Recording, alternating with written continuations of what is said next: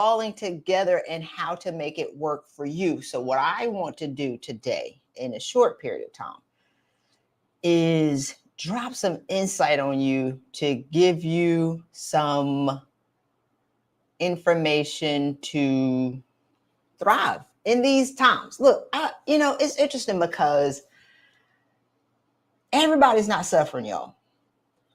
And what I know for sure is that it's a great time to be alive. It's just how you look at it. And I was asking God the other day, I'm like, Lord,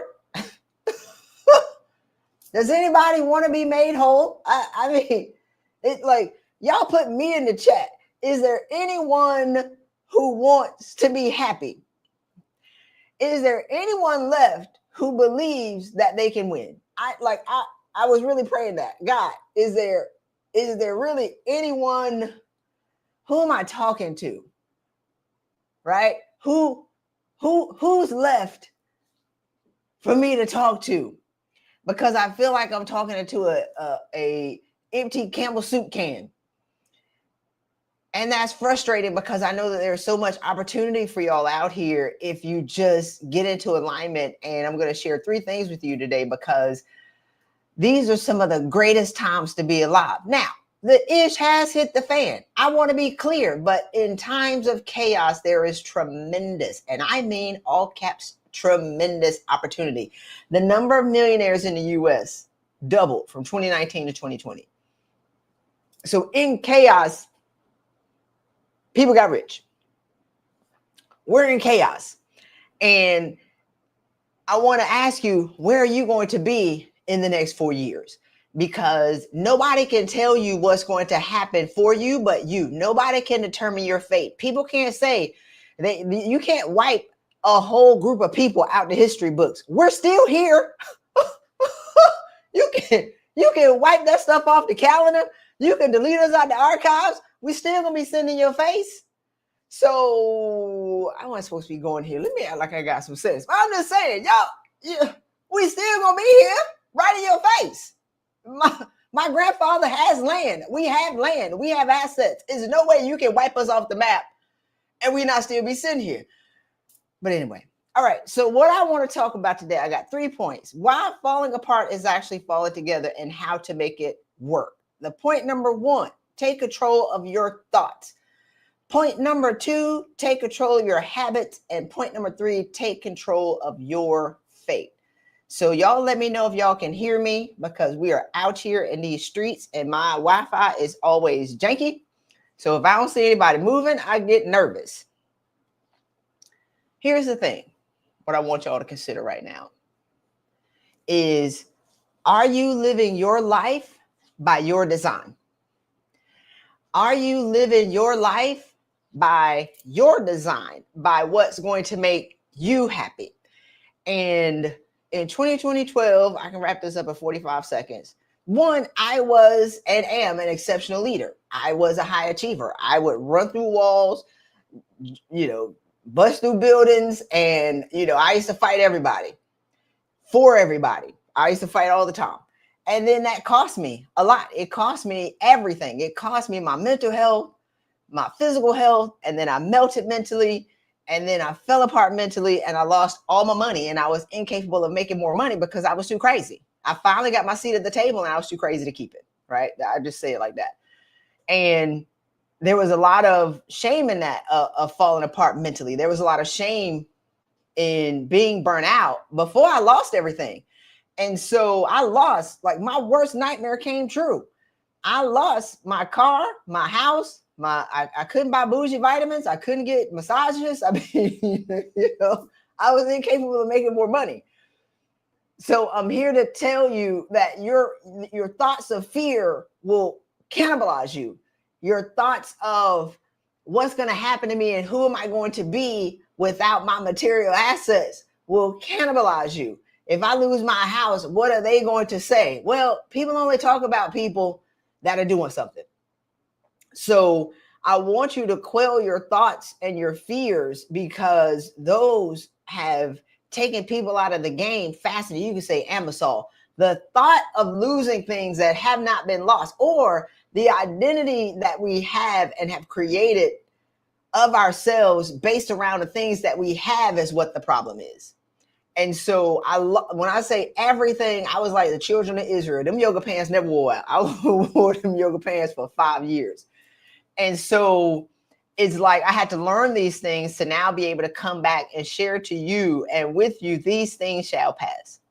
I'm here to share with you that you can lose everything and you can start over and you can make it all back plus and then some. I want to be clear. You can lose everything and God will greatly multiply you if you get into alignment with who you are meant to be. So the first thing I want y'all to do, number one, if y'all are taking notes, take control of your thoughts. Now, let's break that down. Dr. Matthew Maltz said that when people get in trouble and when people are fearful, you start to rehearse all the bad things that have happened. You start to rehearse all the things that you've done wrong. You start to rehearse what's the worst thing that can happen. And your fears kick in and you forget who you are in the moment. So people are being laid off, but y'all, people have been laid off since the beginning of time. Since Ford was making cars back in the early 1900s. But who are you without that job is the question, right? And who are you without the things that you've used to define yourself? And do you remember who you are? So if in fear, if you're going to what's the worst thing that can happen, you need to tell yourself exactly who you are. Who are you? Who are you? That's the question. Take your degrees out the boxes and hang them on the wall. Take your awards out of the boxes for being in the top 1% of your company and hang them on the wall. Take the awards out of your boxes, the Lifetime Achievements Awards, and hang them on your dresser and put them where they can see you. Now, those are the things that you have achieved. That's a demonstration of your gift to the world. So we're almost conditioned to work hard for these awards and then don't want to be considered braggadocious when we get what we fought and bled for. It's insane. Nobody claps for winners. People do not clap for winners. Now they want to sympathize with losers all day. I don't want to be clear. But if you're a champion and the champion is going through something, ain't nobody going to clap and nobody going to give you permission to win because they kind of happy that you're losing. I wasn't supposed to go there. Let me get back on track. They kind of happy. They kind of like it. Because a winner who starts losing, it gives people who haven't won to that level great relief. They be like, oh, he or she got something in common with me. So just because I was losing when I lost everything, that don't mean I was ever a loser. Right? Just because you may be losing things, that don't make you a loser until you start blaming other people. That don't make you a loser until you start feeling sorry for yourself. That don't make you a loser until you start to create a group of people of commonality of suffering. Now, I see all these. All right, just apparently gloves are off. We here. I was supposed to be nice today. It ain't gonna happen. If if you got your feelings hurt, y'all feeling soft, y'all hang up because this gloves are off. I'm looking at these groups and these communities that are being created around suffering.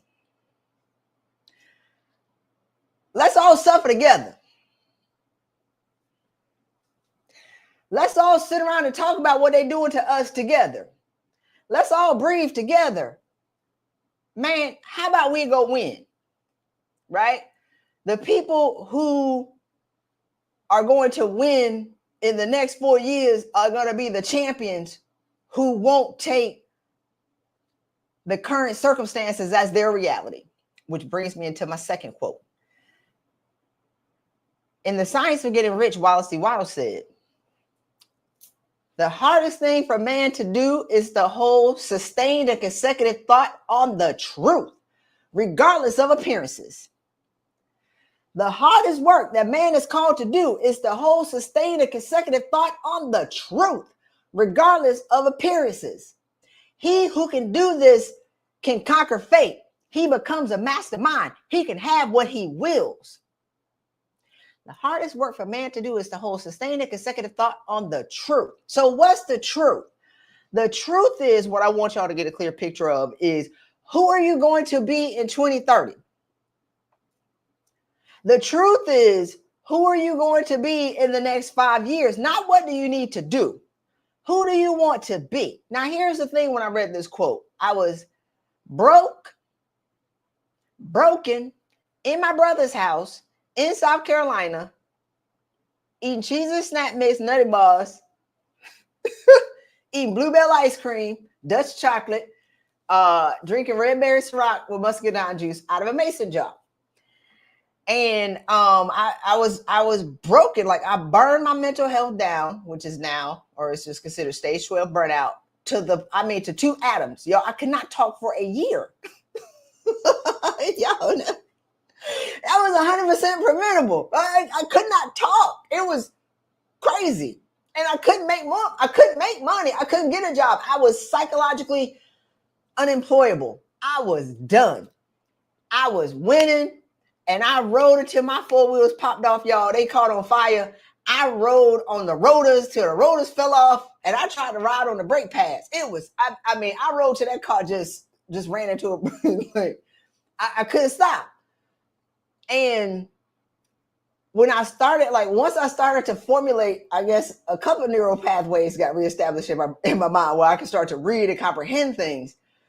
I said, okay, so I can't live here in my mind. The truth is, I'm rich. The truth is, I am healthy mentally. That was the first time I started focusing on mental health, when I lost it. The truth is, I am healthy mentally and physically. I'm finer than wine. The truth is, I live somewhere on the water. The truth is, I have harmonious relationships. The truth is, I love myself. Now, at the time, the appearance was, I was in my brother's house, drinking liquor, eating ice cream, and nutty bars, watching Lord of the Rings on repeat, because Frodo was on a journey. Now, that's the appearance. The truth was, I didn't live there. So I only spoke the truth. Now, I spoke that truth for 3.5 years. It was insane. But had I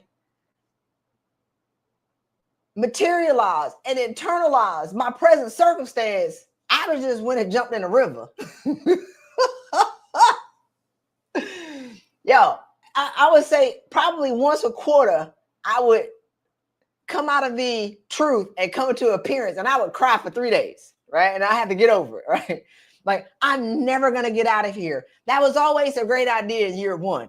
Year 2, year 3. Now, this is after I have, become a highly successful leader and 6-figure salary and all these awards and Tiffany's crystals. This was after that. So this ain't like I started from the bottom. Now I'm here. It's like, we didn't start on the bottom. My family's awesome. Like, it was here, and then I hit past the ocean, past the nucleus of the earth. I don't know what's past the nucleus. I was jumped off the Grand Canyon, hit the bottom of the depths of the ocean with an octopus of 500 feet, and went past that to the nucleus of the ocean. I couldn't stay there. Y'all, that was all mental.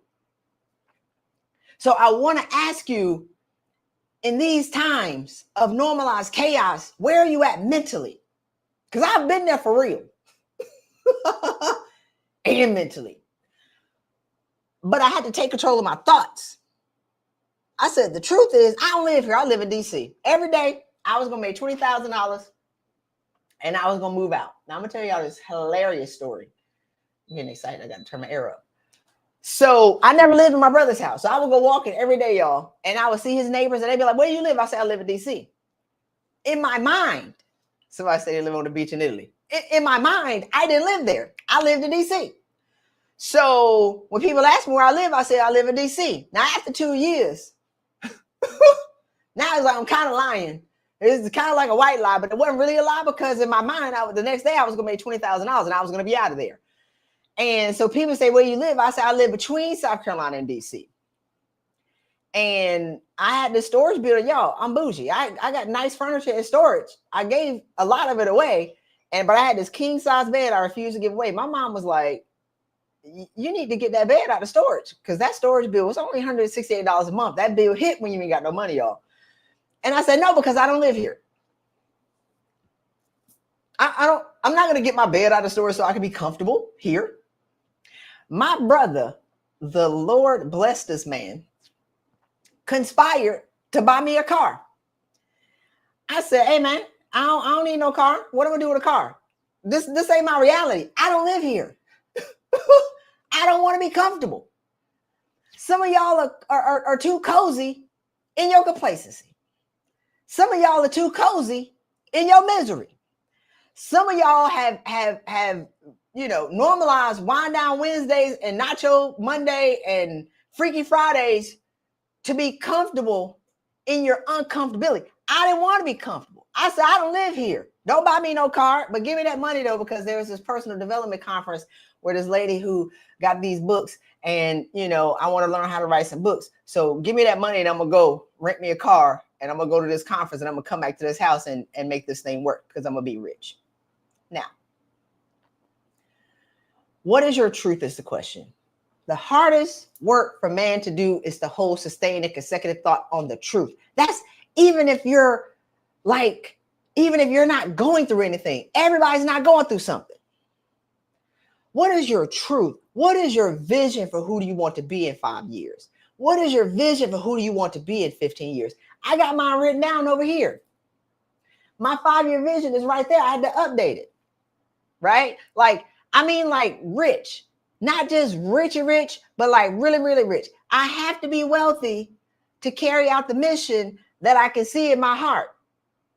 I have to be wealthy to build schools. I have to be wealthy to fund educational institutions and write scholarship checks. I have to be wealthy so to be able to fund first responders, having food, right? Like the philanthropic part is the reason to get rich and be bougie.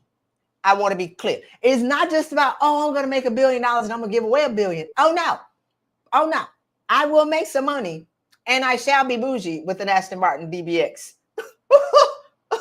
Gray with the brown interior. That's smoke gray.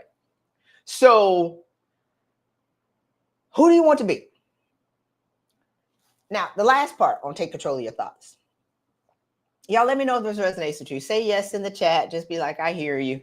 Or you don't want to hear me, turn it off. I don't know. I just, Lord, what do you want me to, is anybody there? Does anybody want to be better? I'm just going to stop talking. God said, keep talking. We'll see who listens. I said, all right, fine. I'll do it live today. That's why I'm here. I said, I don't know. I don't know, God. Does anybody want to hear this? Does anybody want to be better? He said, just do what you're supposed to do and we'll take care of the rest. Okay, fine. So we're here.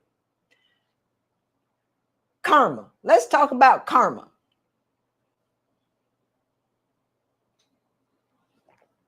Y'all, karma is real and it works both ways. So I want to caution y'all on, it's so, how do I say this? It's so popular now to see people getting theirs, right? And it's so popular now to argue and to, like somebody said, these millionaires, let me put this microphone right here. These millionaires don't care about y'all. Right? And I love her. She was like, these millionaires don't care about y'all. Y'all better be such and such. I was like, we care. Because I'm included in that. I hope my family ain't listening because I don't like people count my money. But all millionaires, and a million ain't even that much, but whatever, are evil. All wealthy people are evil. There are wealthy people. Wealth just makes you more of who you are. If you are a raggedy a-hole broke, you're going to be a raggedy a-hole rich. If you a predator when you broke, you're going to be a predator when you rich. But when you're a great person, when you're on your way up, you'll be a great person with more money. So Price Pritchard talks about this in You Swear. He says, become a center of distribution. We are conditioned to stay broke. And how do you stay broke? By talking ish about rich people. I don't know. Did anybody hear me on that? Bam, bam. How do you stay broke? Talk ish and don't trust rich people, because you can't attract what you want. You can't attract what you say you don't have enough of by repelling it with your thoughts, by thinking that evil people are rich. You can't ask God to bless you with more money and hate rich people, because you hate that which you're asking for, wonder why you don't ever have enough. You can't hate that which you want. Lord, bless me to have more money so I can give it away and be bougie. Bless me to have more money so I can fund 5 people's scholarships. If you ask and believe, y'all, it's the same number of belief in this. It's the same fervency in the prayer. Lord, let me pray to write 5 scholarship checks. Your kids have to be taken care of by default. But we're conditioned to only survive and pray for our household. We don't have the faith enough to believe to change the world. You're praying to be able to pay your mortgage. Oprah built 2 neighborhoods after Hurricane Katrina. Lord, bless me so I can build neighborhoods. I mean, y'all, we see disasters happening all the time. North Carolina got flooded out in the mountains. LA burned to the ground. God, bless me to be a blessing and a greater blessing for other people, where I can house people who lost their houses like that. I don't want to wait to see what the rich people are going to do. Make me rich and see what I'll do with it. Bless me, Lord, so I can be bougie and give the money away. I mean, I'm just saying, did I lose y'all? Everybody, like, when we start talking about money, people get nervous. When we start talking about becoming wealthy, people get nervous. This ain't the Instagram millionaires where everybody rich lying. This ain't the Instagram rich where everybody got, they ain't Louis Vuitton, they Luther Vandross purses. Right? Fake watches. You be like, hey, bring that watch over here. I chip that gold gonna fall off. This ain't fake Instagram rich. Because people who got money don't never tell you how much money they got. Wealth is silent. The people who show you that they rich don't really have money, because they're trying to get you to buy whatever they selling. People who got money don't tell you how much money they got. I wasn't supposed to be going there. All right, y'all ready? Number 2. Oh, back in this wishing and karma thing. Here's the thing, y'all. I don't watch the news, because if I watch the news, I got a lot of thoughts in my head. It's straight cussing. I may quote scripture a little bit, but my name is Christy Rutherford, and I can't watch it because I gotta be able to control my thoughts so I can stay focused on who I want to be in 2030 and my service to the world. I can't give y'all what I don't have, and so we're wishing ill will on people who wished ill will on us, and then ill will is gonna come back to you. I'm dropping a lot of quotes today. Dr. Wayne Dyer said, how people treat you is their karma. How you respond is yours. So even if people wish ill will on you, karma came back to them so fast. I mean, I told my boy yesterday, I shouldn't smile. That karma came back so fast. I shouldn't smile.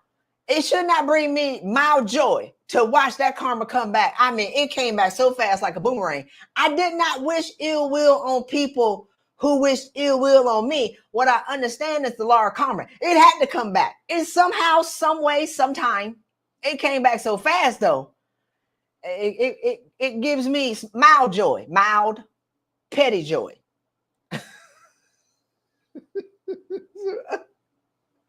So I want y'all to watch the energy you give the world.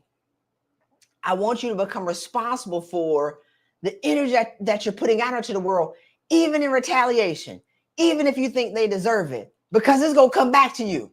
Because by the law of karma, which is neutral, you deserve it. So can you offer grace and pray for the people who are suffering because they thought they was going to create your demise? That's hard. That's hard. It's hard. I empathize with people because they didn't know about the law of karma. They didn't know. You can't wish nothing on me and it ain't gonna come back to you. It came back so fast, y'all. I just be like, oh my God. You can understand the law. It's a very very, very, very thin line. I mean, that line is so thin, but that thin line makes a massive difference in how you break barriers in your life and create stuff for good. I want y'all to be mindful of that. All right, so I just went over point number 1. If you missed the beginning, y'all watch the replay. Number 1 was take control of your thoughts. Point number 2, and why falling apart is actually falling together, take control of your habits. People wear burnout as a badge of honor. What they think is funny, right? We now think that burnout and having nervous breakdowns and being medicated and, I got depression too, girl, high five and let's chest bump. I got anxiety too. My, anxiety runs in my family. I'd be like, if you ain't come out your mama's womb shaking and it don't run in your family, you just adopted your parents' inability to cope. You adopted their habits. You didn't adopt anxiety. Anxiety don't run in your family. That's not a DNA code. So I want you to start to take control of your habits to be healthy mentally, physically, spiritually, emotionally, so you can be who you want to be in the next 5 years. You can't say in the next 5 years, I want to be wealthy, I want to be healthy, I want to live on the beach in Italy. If you cussing people out, if you fussing, you're not working out, you're eating Cheetos every day, you're not meditating, you're not getting your anger out, right? Other than fuming between your friends, that's not relief. That's commonality in anger. TD Jake says something like, we have a way to dispose of waste from every part of our bodies but our hearts. The number 1 cause of death for Black and brown women is heart disease. We are being eaten alive by our thoughts. We're being eaten alive by our suppressed anger and suppressed rage, which is really pain and fear and just holding on to things that we haven't let go of. So I want you to consider meditating for 5 minutes, 3 times a week, work out 30 minutes, 3 times a week, and get some sleep, right? That's what real self-care is. If you have a problem and you have all these thoughts in your head, start journaling in the morning. I journal every day. I have a journal. I write in it every single day. These are the things that I want for today. These are my goals for the day. This is my goal for the month and then for the year, because I'm always tracking out. What do I need to do to come back to that? I send three positive thoughts to people. And then I have a section that says, who do you need to forgive? I'd be like, sometimes America. People, myself, right? But I'm always, what am I grateful for? So what are you grateful for? So I want you to start to take control of your habits, because before I lost everything, I didn't have time to work out. I wasn't even trying to meditate. I tried to go do yoga. Y'all, I was trying to do yoga. My forest was on fire.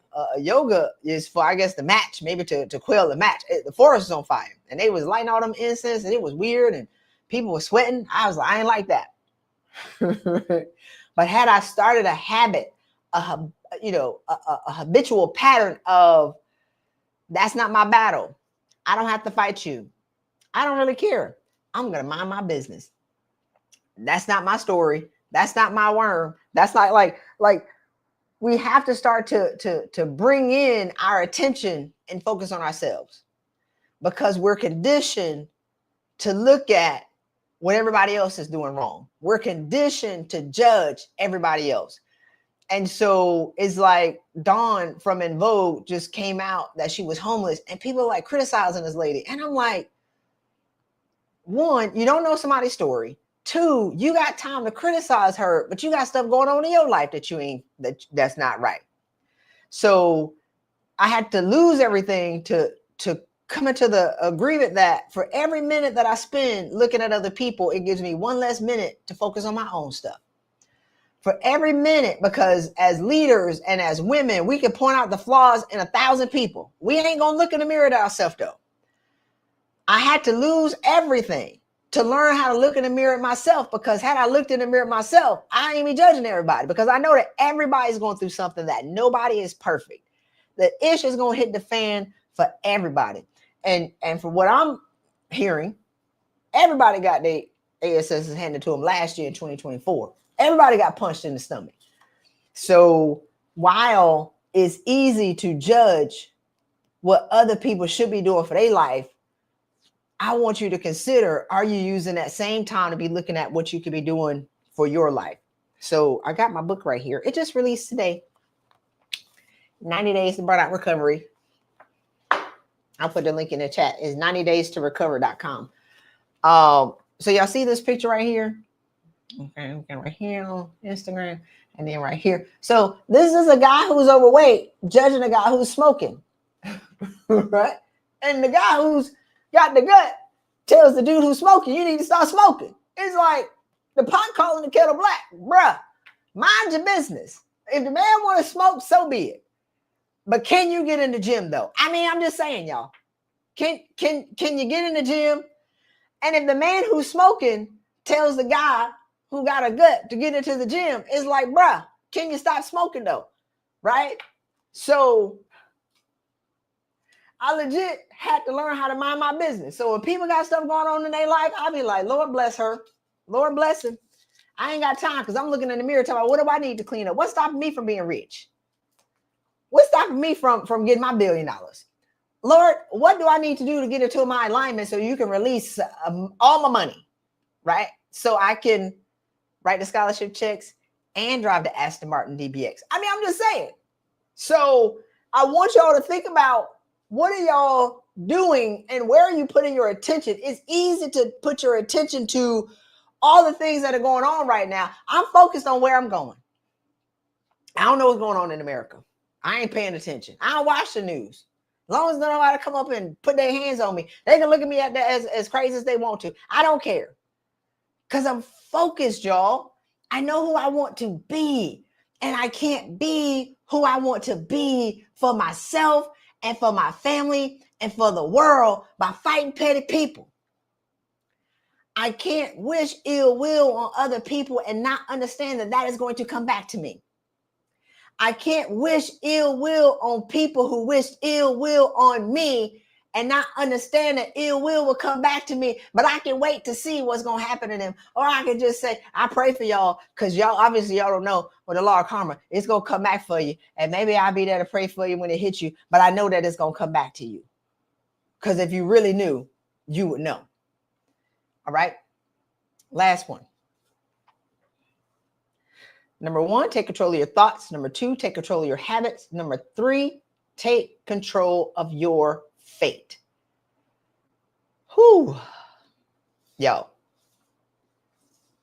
Take control of your fate.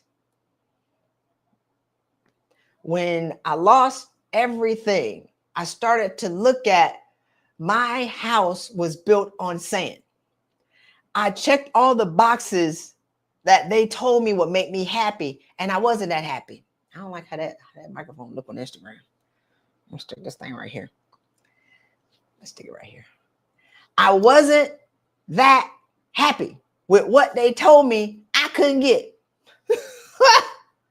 Right? Like, I bought 2 houses before I was 28. They both gave me HELL. I could have been okay with renting.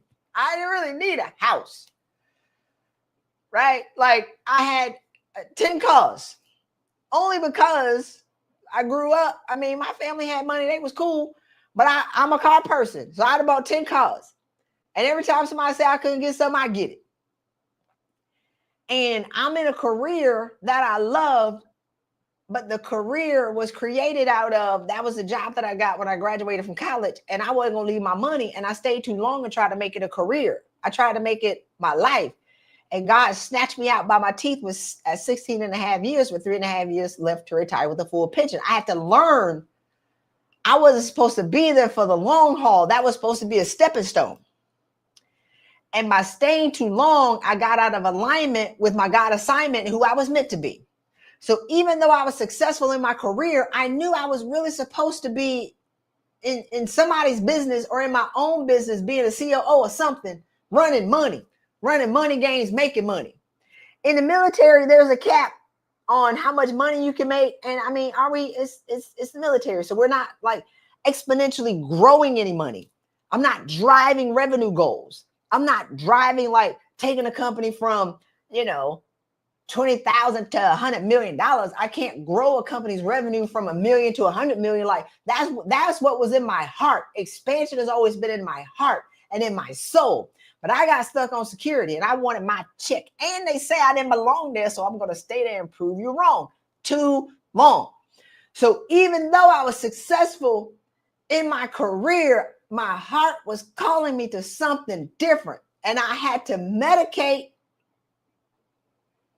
self-medicate, right? Because I loved a good lemon drop martini. I had to self-medicate my soul to shut up while I got my money. That was secure. And that was guaranteed on the 1st and 15th. So if you lost your job, I want to ask you, did you belong there anyway? Is it what you want to do anyway? Because people are mourning jobs where they were out of alignment anyway. Great. And I tell a lot of people, a lot of my clients, God fired you. Got tired of you over there playing around. He got greater for you and you wouldn't leave, so he shaked you. Now let's go to greater. One of my clients is going to 4x her salary this year. 4x. I told her straight up last year, she all sad and depressed. I said, God fired you. He got tired of you. You over there acting like a chicken. You over there acting like a chicken. Chicken can't fulfill God's missions. God made you an eagle. You forgot you were an eagle. You're over there acting like a chicken. So he fired you so you can remember who you were. So if y'all are being shaken to your core right now, being shaken to your core is an awakening to remember who you are. Not the habits, the mindset, the perspective and the safety that you develop in a job. Telling your soul to shut up while you stay for security. Security gone. Now connect with who you're meant to be and go make impact in however the way you're supposed to make impact. It doesn't have to be like a global stage. What was it when the federal employees got furloughed? Them two chicks made what? Furlough cheesecakes? And they made millions of dollars making cheesecakes. Started in their house. Hello? Security wasn't secure no more. They started making cheesecakes. They came here with that gift. One made the cheesecakes, one ran the business. So what else do you have is the question. Just because you lose your job, if your identity is attached to your job, and if your soul is calling you to greater, maybe that's why you got shamed. Whoop. Now what you got? That's the question. Don't get disoriented too long. And I had to learn this the hard way, y'all. It took me 4 years to learn this. I teach my clients in 8 weeks. It don't take that long. What else do you have? And did you build your house on sand? And if you're at a point now where you're completely destructed, right? You've imploded and you're laying on the ground and you're listening to this, great. But it's like, what else do you have amongst the rubble? Because after I cried and y'all know I couldn't talk for a year and couldn't get my mind right, it's like, am I building the skyscraper of the idolatrous image that I made of myself? It was not in the image of God, right? An idolatrous image that and life that I created. No, God, topple all of that. Hey, just boom, blow it all up. So after my feelings got hurt for about 6 months, I started to look around in the rubble. It wasn't all bad. Because when you lose everything, it's all bad. Like, you make all the mistakes in the world. You didn't make not one good decision in your life. That's not true. That's your mind telling you that. What are the good stones? So I had to go and dig around and like the good stones. Like, all right, I got a ruby over here. Okay, this brick wasn't bad. So I had to go around my wheelbarrow and pick up and collect some of the good bricks. But like, all right, this is right here. Okay, I'm getting this right here. So I had to go in the rubble that was once a good life. And I had to now create my house with the awareness of what I want is what's going to make me happy. So I've talked to people living in their dream house that's depressed, and they're depressed. And they're depressed because society told them that they would be happy in a 6-bedroom house when they would really be happy in a 1-bedroom cottage on the beach. Same price, but they're not willing to let go of the lie that they've been told and sold to go live their life. I know people who are miserable driving a Maserati.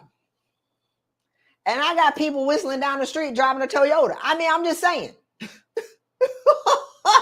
A used one. A Toyota Tercel. Do y'all remember Toyota Tercel? Right? Whistling. No car payment. Paid that car off. All the lights on. Check engine light on. Carburetor light on. Fuel engine light on. They just as happy as they want to be.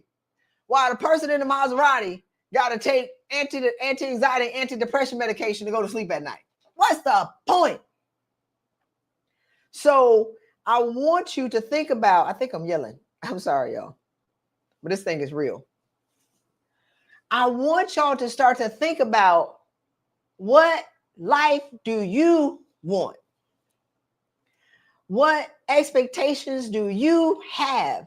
And I want you to think about, is what you're doing making you happy? And if not, change it. Is the life that you're living right now making you happy? Is the house making you happy? No, change it. Does the car make you happy? No, change it. Does the job make you happy? No, change it. But the first question that I want you to ask for yourself is, what makes you happy? And are you living somebody else's dream? Are you living in a way where you're trapped by the expectations of your family and you're living for other people and you never live for yourself? And it's interesting because I live on an island. I don't like to tell people I live. I was in the military. We naturally conditioned to be paranoid. We don't like to tell all our business. But I left the U.S. 5 years ago. In 2020, March 2020, came to the beach for 2 weeks vacation. They shut the borders down. They closed the borders, and they all ordered all Americans to come home. I was like, yeah, I ain't doing that. I lived in Chicago. It was cold. And I just never came back. In 2020, it just got worse, and it got worse, and it got worse, and it got worse. And so I live outside of the U.S. Technically, my business is in the U.S., so my LinkedIn profile says I live in the U.S., but I don't. I live a very small life, y'all. My life is like this big. It's a very tiny life. And it works for me. It makes me happy. I can be at peace. Now, I could live in a 6-bedroom house in the US and be miserable and depressed and medicated driving a BMW. Or I could live in a small place on the beach and ride a bicycle and just be as happy whistling down the street as I want to. And I have. I just got a car 2 years ago, and it's a used car that I paid cash for. I mean, what's the point? So what's going to make you happy is the question. And we get so caught in what other people say is going to make us happy that we're living a lie. We get so caught up in comparing ourselves to people online. They lying. Please. We get so caught up with wondering what we should have had, but that's not what's going to make you happy. That's not where you're supposed to be. That's not where your soul thrives. So as I close, y'all let me know if y'all have any questions. I got 3 quotes from y'all from my books. So I released my books today. So my boy said, how many books you want to release today? 3. But this is 90 Days of Burnout Recovery, a step-by-step game plan to shift from burnout to mental and physical wholeness. Now, here's the thing. You got to recover. We passed burnout prevention. We in burnout recovery. And burnout recovery, recovering from burnout isn't necessarily about breathing. Recovering from burnout is about letting go of some stuff. Like, you got to forgive your family. That's like people are normalizing burnout. One lady told me she was a 3-time burnout survivor. I said, why is that a badge of honor? Like, what is wrong with you? Burnout is take ownership of your circumstances. Look at these chapters right here. You got to admit that you're unhappy. Take ownership of your circumstances. Mind your business. Evaluate your circle. A lot of us have friends that aren't necessarily our friends. We say that they're our friends, but if you really start to define friendship, if you're the best giver and the biggest giver in your circle, you ain't in the right circle, because they're benefiting off of your gifts. Chris, how many books have you written? I've written 19. I've only published 10, I think. I lost count. I need to count. Sorry, Chris. So that's that. This is the self-reliant leader. Ooh, this is so good. So the self-reliant leader is how you can increase your emotional intelligence and resilience in challenging times. So this is a book of quotes from great leaders. And what you'll learn, and I actually started to study this when I was in my brother's house. When you start to study great leaders, you'll learn that all great leaders have been through something. All great leaders were the weirdos in their family. All great leaders survived and never quit. They've all gone through hard and challenging times. I mean, from leaders from hundreds of years ago. So this is from Brendon Burchard. Actually, I like this quote, but I got Michelle Obama in here, Eckhart Tolle. Oh yeah, let's do Eckhart Tolle quote. He says, life is not as serious as my mom makes it out to be. Life is not as serious as my mom makes it out to be. How is your mind making out your life to be? But this is from a LinkedIn people. Brendon Burchard says, but job titles, raises, Mr. and Mrs., positions on advisory boards, and public acclaim rarely give us meaning. But what if we chase all of that and believe in all of that, and then one day awake to find those things aren't what matter most? So here's the thing. We can't keep looking at people in these RIPs, y'all. Andy Stone gone like that. Like, people are checking out of here faster than express checkout at the Marriott. Four of my high school classmates died between 2024 and 2025. Gone. Pew. Some die quickly, some die slowly. We can't keep acting like the next 4 years are guaranteed. People are like, oh, it's going to be a hard 4 years. How you know you got 4 years? My best friend died like that. He was gone. Lickety split. December 28th, 2022 or 2021. I'm forgetting the year. Gone. Right? No warning. Gone. Pew. So are you living like you got tomorrow? Are you making decisions based on a guarantee that you can live to be 60 or 100 or whatever you want? We don't know. And at the end of your life, when you know it's coming, will you celebrate the life that you lived, or will you mourn the one that you didn't? Will you celebrate? It's like, man, I was on my way. I didn't make it, but I was on my way. Or will you start to look around and mourn at the shoulda, woulda, coulda if you just had the courage to get uncomfortable?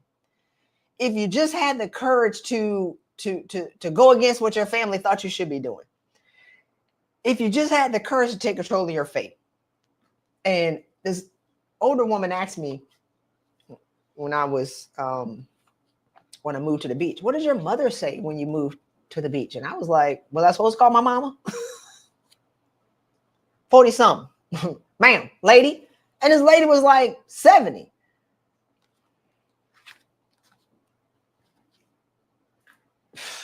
Please. Was I supposed to call my mama and ask her what did she think about me moving to the beach? I'm glad my mama ain't no helicopter mama. All right. The book link is 90daystorecover.com. I just put it in the chat. So the last quote. Y'all ain't got no questions? Y'all let me know. All right. Last quote. I'm reading this. This is from Trauma Default. It's the greatest book of all time. I want to be clear. It's so good. And you can get the 3-book bundle when you go to 90 Days to Recover. The next page will take you to if you want to upgrade, which I think you should. These 3 books right here, I'm excited about it because, everybody gets excited about their books. But I'm super excited because what I know for sure is, what a great time to be alive. I thought about this 2 days ago. I said, man, and I ain't gonna say that I'm always roses because I go up and down too, but I got to work to be happy. But I was like, man, I'm so lucky to be alive these days because we keep thinking that life is guaranteed and it's not. So even when you have a SHITTY day, you still alive to have a SHITTY day. I mean, my God. And if you wake up in the morning, you have an opportunity to get it right. So trauma default. Depression is destiny suppression. Buckle up for safety. Depression is a state of mind, and is my belief, I want to be clear, that being trapped in an unconscious mental state while replaying a cycle of trauma creates a pit that you fall in. Then you remain there for extended periods because you're unaware that there's a different path to choose. Depression is deep suffering, and the body releases chemicals because it relives the trauma of the past over and over again. So depression is trying to fix a past that can never be fixed, no matter how many times you rehearse it. Depression is rehearsing a past that can never be changed. Anxiety is fearing a future that hasn't happened yet. I've had both. Depression is shoulda, woulda, coulda. If I would have made this decision, he wouldn't have left. If I would have done this, she would have stayed. If I would have did this, my mama would have did this. Like it's you staying focused on the past. Anxiety is fearing. I started having panic attacks when I didn't want to leave my check. I want to be clear. Anxiety, because I was afraid of leaving my career because I worked so hard for it. 16 and a half years, y'all. So it's like, and I'm having panic attacks and I'm sliding under my desk and I'm starting to drink wine because if I got to be drunk every day, which I did, because my boss was crazy and I wanted to punch him. And it's like, I had to drink wine. I had to drink wine. I had to drink wine. I had to drink wine to make it through the day. Or like when I got home at night, so I can wake up in the morning and then make it through the work day. And then I would go home and I would drink wine. I had to drink wine. And after 6 months, I said, this is stupid. I quit. I quit. This ain't no way to live. All right. How did you reckon with yourself when people thought you were crazy from walking away from a career? I was done long ago, but I had a job. I didn't see a lot of people for that first year because my friends who weren't my friends, who I thought were my friends, they talk so much ish about me. They think I didn't hear it, but I heard about it. They called me stupid. They called me crazy, but they didn't know that I was suffering because I was Christy Rutherford. And so, my family, my aunt was like, I can't wait for you to get home and give you the blues because I left security. I left the service and I quit. But what people don't know is that they didn't know how much I was suffering. Right. So I was judged harshly because when you're a high achiever and you're a winner, people see, I just talked about the golden idol that I created in myself. People saw my brand. They didn't see my suffering. So when I work with women, high achieving women, all of my women have brands, but people are suffering. Leaders suffer the most and can't tell nobody because nobody cares. Nobody cares when a woman with money or the position that you want is suffering. Who cares? Nobody cares that the CEO of a company is suffering. A CEO of $1 billion company is suffering. Who could K Spade turn to and say, I'm suffering? So you K Spade. Your husband cutting up, you can buy a new husband. I mean, K Spade, international luxury brand, first and last name, sewn in the seams of clothing and walking around with her name on purses and shoes. That was not enough to keep her here. So people are judging because they only see the idol that you built to yourself. They don't know that your soul is suffering. And so if you're looking for people to come into agreement with you making a decision for your life, you have now made your life a democracy. So a lot of people have died in their jobs because they didn't know how to break it to their family that were going to love. Y'all know the 2 Black female college presidents 2 years ago died. One of them died on stage. They rode off and they kept going. I knew I was going to die had I stayed in my job. And I quit. It takes courage to quit. Or you can just surrender. And so what I think is going to happen over the next 4 or 5 years, and it's happened already because I actually have had this exact same conversation since 2020. I have not changed what I've said since 2020. Some people are going to find it's easier to die than it is to change. Oh, I'm going to hang up on myself. Some of y'all going to find that it's easier to die than it is to change. The student affairs PhD, the sister who worked at this college last year, she killed herself. I think it was last year because she was being harassed by her boss. She wrote an email and then she killed herself. Right? Wanting to get him fired. They just hired him back. So it's easier to take your own life in honor than it is to just quit the job. But I'm gonna say this and I swear I'm gonna hang up. But I can have this conversation all day though. It's like once you've reached a point of mental deterioration, you make irrational decisions. Once you've reached a point, like there are these people who are, you know, teaching you how to survive a toxic work environment. I'm like, hey man, the mental deterioration is real. Like you like when you get to a point of burnout, stage 11, stage 12, you're incapable of rational thoughts. And I think it's stage 10 where they call it depersonalization, where you watch yourself outside of yourself. And so I was missing meetings and I wasn't really capable of rational thoughts. And I could see myself doing stuff that was uncharacteristic. Me drinking wine every night, that is not characteristic of Christy Rutherford. That's where I was in the moment. Me drinking at lunch, because when it got real bad, I'm telling all my business. When it got real bad, I would go to lunch and I would need a drink at lunch to make it through the rest of the day. Because I hated my life, but I wanted my check. Yeah, I'm drinking at lunch. No, put that rum and Coke in a tall glass. So if anybody walk in here, they won't know that I'm drinking at lunch. And that's how I made it through the rest of the day. That was a decision. That's irrationality for a high achiever who can't tell nobody that she's suffering, who's sitting in 3 therapist offices where they ain't solving nothing. Therapists don't come for me. Y'all take it too long. Let's solve this thing so I can get back to winning. So yeah, you can't. I mean, even 2 weeks ago, I see people who are suffering, mightily. And they smiling. I just be like, y'all lying. Tell the truth. And fix it. How about them apples? Stop lying. Get off Instagram. I mean, looking at these people snapping their pictures, I'd be like, your face need to come into agreement with your post. Now I'm getting nasty. That's petty. You're not happy. It's okay to disappear and work on yourself. The people who need your post are going to be all right. Thinking about Twitch, the dancer who killed himself. Twitch killed himself. What if Twitch didn't want to dance no more? But people, he became a server to people when they were going through it, because when he killed himself, people were like, oh, I use his videos to get me up in the morning. I use his videos to cheer me up. Well, who was cheering him up? What if he didn't want to dance no more? So have you become so addicted to serving people that you have nothing left to give yourself? I'm done.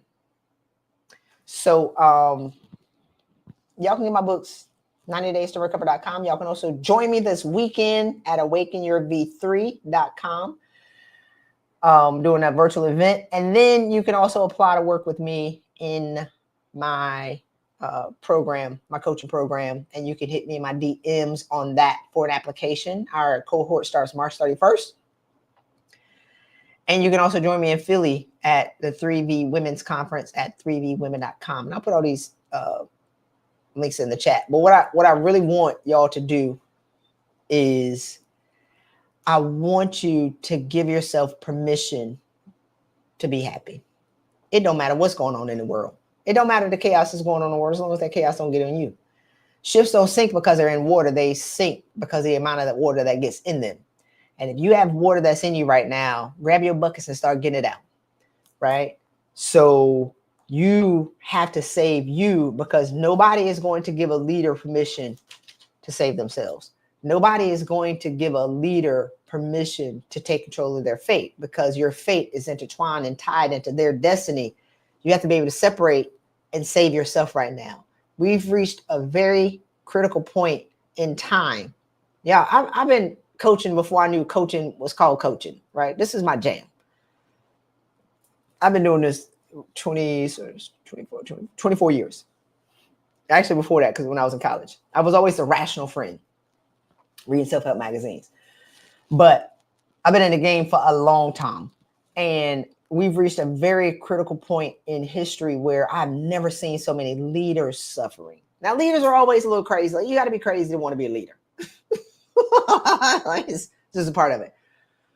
But so many leaders are now drowning.